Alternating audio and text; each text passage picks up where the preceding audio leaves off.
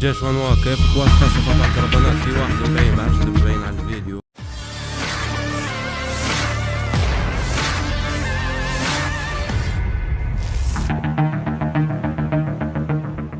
Sebuah video baru-baru ini ramai menjadi sorotan warganet sejak diunggah dan beredar di media sosial Telegram pada Rabu 7 Agustus 2024. Dalam video tersebut menunjukkan momen saat pasukan pertahanan Israel mengambil korban yang terluka dan enggan memberikannya pada ambulan di Farkun. Ambulans yang dimasukkan di sini adalah tim evakuasi jalur Gaza. Dalam narasi unggahan tidak diungkapkan alasan kenapa tentara Israel menolak memberikan korban yang terluka tersebut pada ambulans yang datang. Alhasil, terjadi perdebatan kecil antara keduanya. Dibuktikan pada dokumentasi dan video yang beredar.